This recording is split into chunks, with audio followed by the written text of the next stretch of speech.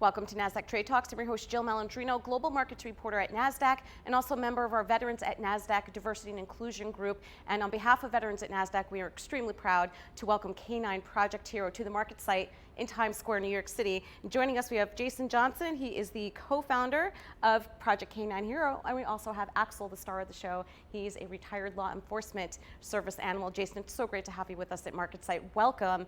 And tell us more about Project Canine Hero.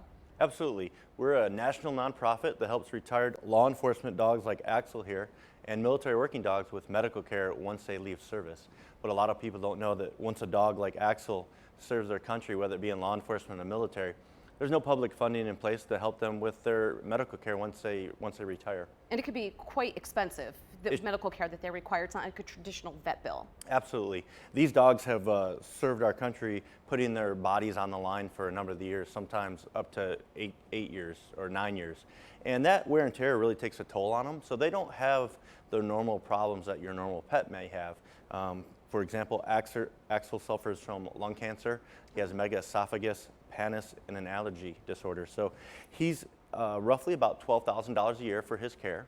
And right now we're working hard with Congress to establish the Canine Hero Act to help get some public funding to help care for retired law enforcement canines and military working dogs like Axel. All right, and he worked for the Bureau of Alcohol, Tobacco, and Firearms and Explosives. There was a special response team in Detroit, Michigan. What kind of training is required for a service animal like Axel? Well, Axel's a full tactical canine, so his job was to go on high-risk search warrants and make sure that no one escaped, if there were people barricaded, if someone needed to be apprehended, anything that might require a highly trained tactical dog like that. Also, his presence alone with the tactical team gives that level of security and other things. So what Axel would do, basically, he may be on the entry of the house, or he may be surrounded the premises to make sure that nobody, these are high value targets or very dangerous criminals, were to escape custody.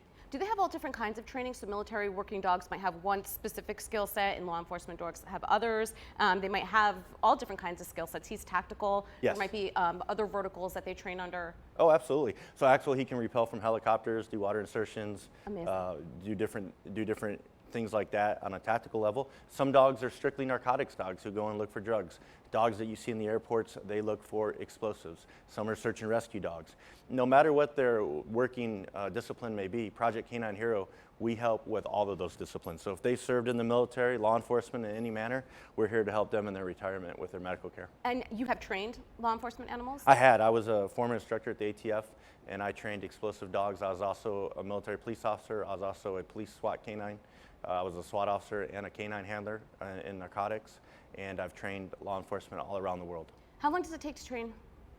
Each dog's different. So a narcotics dog could take 6 to 8 weeks, where an explosive dog could take 8 to 12 weeks, and a tactical dog like Axel could take 20 weeks to 24 weeks. But no matter their level of training, the training always has to continue. That's just enough to get certified and get out on the street. From there, they have to train every week to stay proficient in their skills. All right, now let's get back to Project Canine Hero. Tell us about the different ways we can get involved in some of the events that you have going on. Sure. Well, our website's a great way to check us out at projectcaninehero.org, and people follow us on Instagram, Facebook, and Twitter at Project Canine Hero. You'll see our logo on there. But right now we have a few things that we're working on. One's the Canine Hero Act that I mentioned. We're working on that with Congressman Ron Wright out of Texas, and that's a bill, HR 5081, we have on the floor right now. We have a page dedicated on our website, so if you go to projectcaninehero.org, you'll see the Canine Hero Act page, and it'll talk a little bit about how we're trying to establish funding for retired law enforcement, federal law enforcement, military working dogs, and how you can contact your congressman or senator to get them to support that bill so we can see that actually be made into a law.